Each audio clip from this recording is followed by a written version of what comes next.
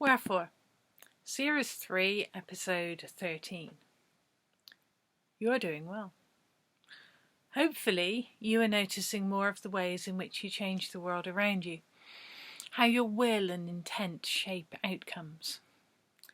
I'm not going to pry too closely into your story, that wouldn't be fair.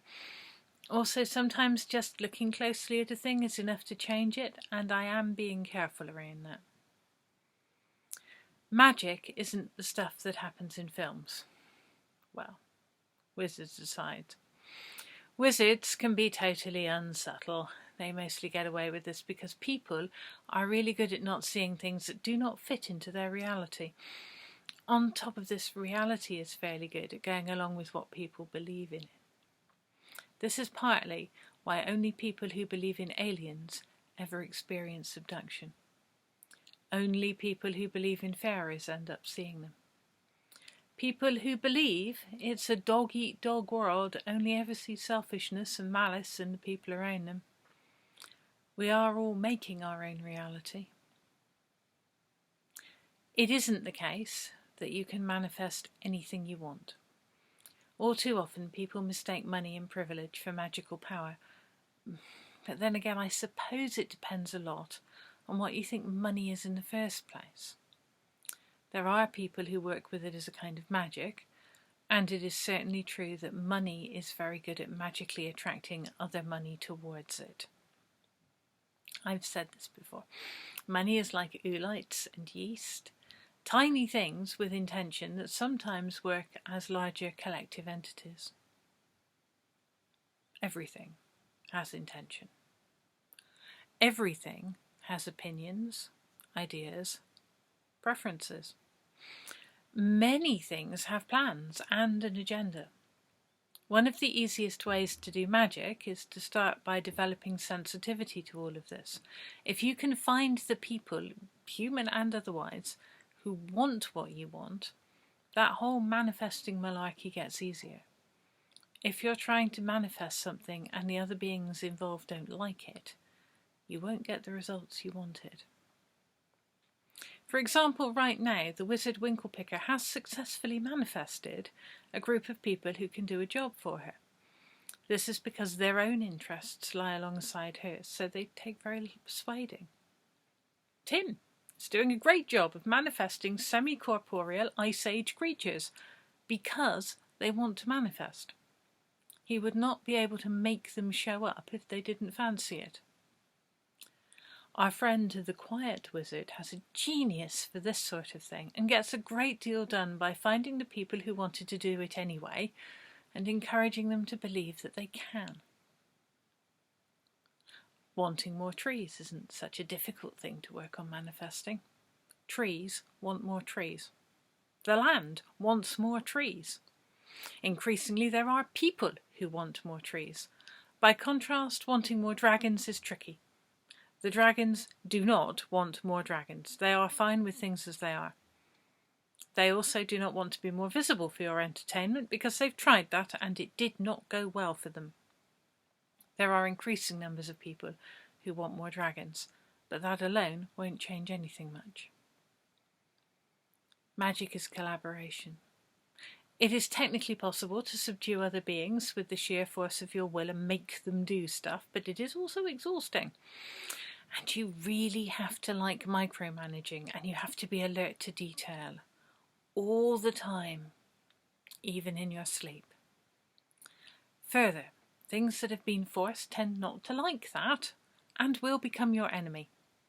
Many beings will feel moved to thwart anyone who forced them just as a matter of principle. This is why wizards are the way they are. There's a long history of attempting to have power over each other, such that thwarting as a preemptive action is now part of their culture. The main reason we aren't overrun with magical tyrants is that sooner or later the micromanaging breaks them. The more they try and control, the harder work it all is. There's no fun in it, no respite. Oversleep and your whole project can backfire.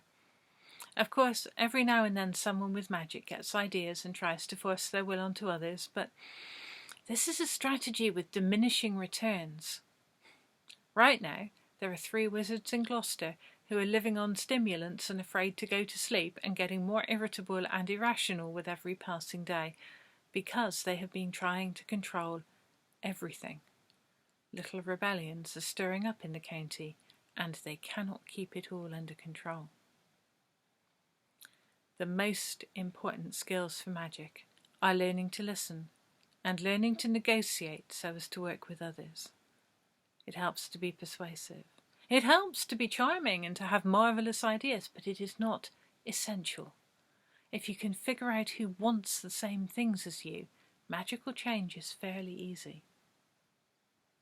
Somewhere there is a small valley with a cottage in it that could be rebuilt. That valley has ideas about being inhabited by a wizard and getting to be sociable. That valley is working out how to be attractive to the right people so that they notice it. To do this, it has to figure out what the right people would even look like. It expects they will be quiet and respectful. They will not leave dog poo bags in hedges or let their children damage anything.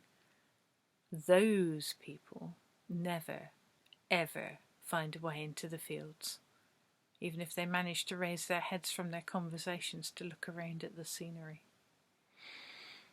Oh, and while you're looking for collaborators, keep an eye out for who might be looking for you.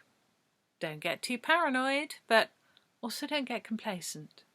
Just because you want magic, it does not follow that anything offering magic is your friend. You will be very visible to the kinds of beings that find magic attractive in other life forms. Now might be a good time to remind you that at Moondark there are bushes that become hungry and that sometimes eat people. There are incredibly manipulative wizards who, on seeing your light, may be intent on controlling you for their own purposes. There are also things that are attracted to lights. Right now you are showing up as an enthusiastic little beacon of possibility, and this is attractive. It is not the case that like attracts like. This is a lie put into the world by various kinds of predator. Like does not attract like. Light attracts moths.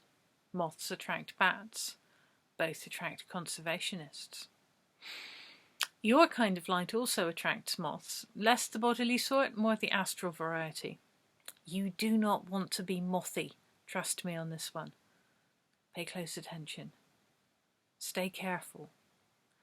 Do not assume that anything moving towards you is your friend. Learn how to sense intention.